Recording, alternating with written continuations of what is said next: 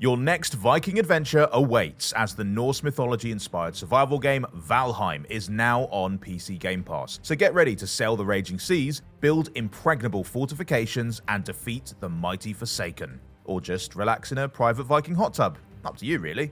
Before you run off with your hammer and axe though, there are many game mechanics such as buffs, combat weaknesses, and creature levels that the game doesn't tell you about. Naturally, that means that Valheim has a lot of potential pitfalls. To help you avoid them, here are 12 mistakes that new Valheim players often make. The rested bonus is often overlooked, but it's a very easy and useful buff to obtain. All you need to do is sleep in a bed or sit down beside a campfire for about 20 seconds. Once you're rested, you will get an extra 50% health regeneration and experience gain. Perhaps even more importantly, your stamina regeneration becomes twice as high, which is great for exploration and also a lifesaver in battle. The rested effect lasts for at least 8 minutes, and it can actually be increased based on the comfort level of your surroundings. Rest up in a house with a hearth, chairs, tables, and rugs, and you'll find the effect lasting for way longer, with maximum obtainable duration of about half an hour. Nothing like a good night's sleep, is there? The Valheim map is pretty basic. It will show you the different biomes and tell you if a location has a lot of trees, but that's about it. So it's important that you fill in the blanks by placing markers whenever you find something interesting. So to place a marker, open up your map and select an icon on the right. Then double click the left mouse button to place it. You can use the right mouse button to remove a marker, and also this is quite good to know, you can add a short description to each marker you place. At a bare minimum, it would be wise to mark your buildings, your ship's location, dungeons, some good farming spots, and the locations of your portals. This may seem obvious, but you'd be surprised how many new Valheim players are constantly crafting new weapons and tools instead of repairing the old ones. And that's a huge waste of resources because repairing an item is 100% free. If Martin Lewis existed in the world of Valheim, he'd be telling you to fix your stuff. To repair your equipment, go to your workbench and use the button on the left side of the crafting menu, and that's it. Just remember that some items require an upgraded workbench before they can be repaired, such as the leather armor set, and that there are a few items like torches which can't be repaired at all. Did you know that you can also repair and deconstruct buildings, and that it won't even cost you any materials? To repair a building, all you need to do is equip your hammer and select the repair option in the upper left corner of the build menu, then left click on the build piece you wish to repair. Buildings in Valheim can suffer from damage and decay, which will cause a visible change. A wooden structure will decay to 50% strength when affected by water or when left without a roof. Although, oddly, they won't be harmed by fire. Monsters, creatures, or players are also capable of damaging buildings. And if instead of repairing you actually want to destroy a build piece, you can use the middle mouse button to deconstruct. The best part is all of the materials used to build that structure will be fully refunded. Oh, and a final tip on that, you can use the repair button to turn an old ruin into a brand new base, or the deconstruct button to turn it into a source of wood. Saves loads of time. This is something you can only get away with very early on in the game, carrying just one type of weapon. In Valheim, most enemies are weak to certain types of damage and resistant to others. As a result, you need to fight them with the weapon type that exploits their weaknesses. For example, a skeleton is weak to blunt damage, so it's a good idea to fight them with a weapon like the bronze mace. Shooting arrows at them, on the other hand, isn't going to work quite as well. In true survival game fashion, you're left to find out about these weaknesses by yourself. There are two things you can do: either go online and look up every enemy's vulnerability, or figure them out by trial and error. Either way, make sure you always carry a variety of weapons with you so you can adapt your fighting style as the situation requires. The most common enemy weaknesses are piercing damage, slash damage, blunt damage, poison, fire, and frost. That means carrying an axe, a club, and a bow with different types of arrows should leave you well equipped to defeat any opponent. In Valheim, creatures have creature levels, ranging from level 1 all the way up to level 3. The higher the level, the more items the creature will drop.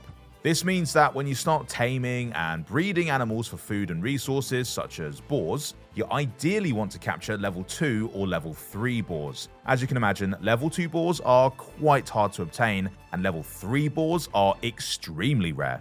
Many new Valheim players aren't aware of this, so there's a risk that they'll actually kill a high-level boar instead of capturing it, which would be a huge waste. So, if you come across high-level animals that can be bred, but you're not yet ready to start taming them, just let them live. With any luck, you'll still be able to capture them later on down the line.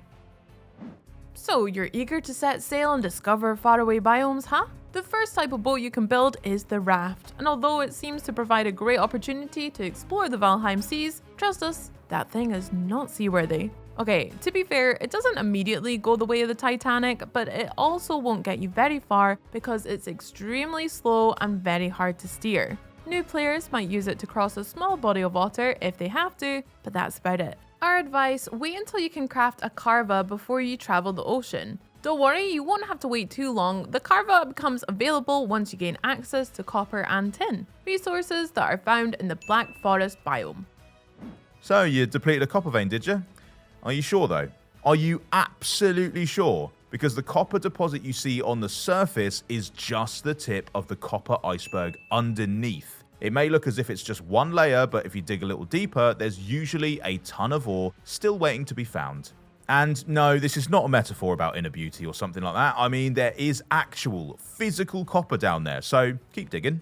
Overall, it's just less time consuming to dig for more copper below ground than it is to search for a new deposit every time you empty the top layer. And this is especially true when the Black Forest biome you found is rather small. Although, if the remaining copper ore is too hard to reach, feel free to just continue the search elsewhere.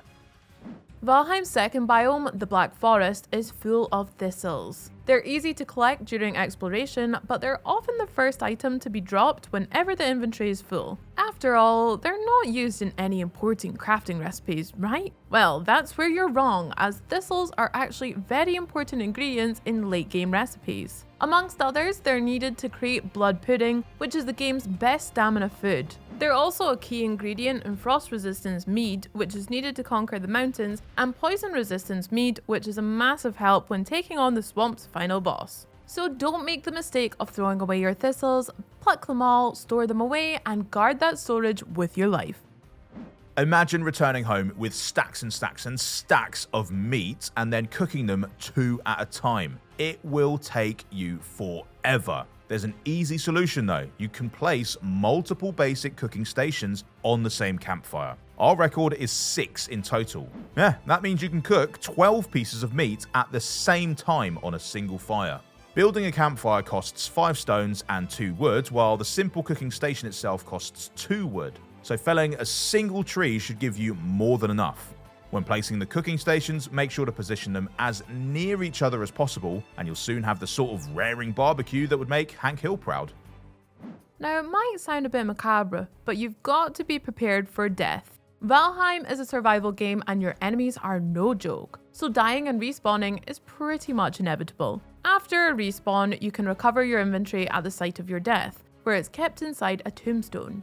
There are 2 things new players often overlook. 1, you have no items upon respawning, and 2, the tombstone marker on the map will disappear if you die before recovery, but the tombstone is still there. To avoid more death and item loss, place some basic armor in a chest near your respawn point so you have some protection while searching for the tombstone. Also, make sure you immediately mark your tombstone on the map. Should you die a second time before reaching it, you still know where to find your items.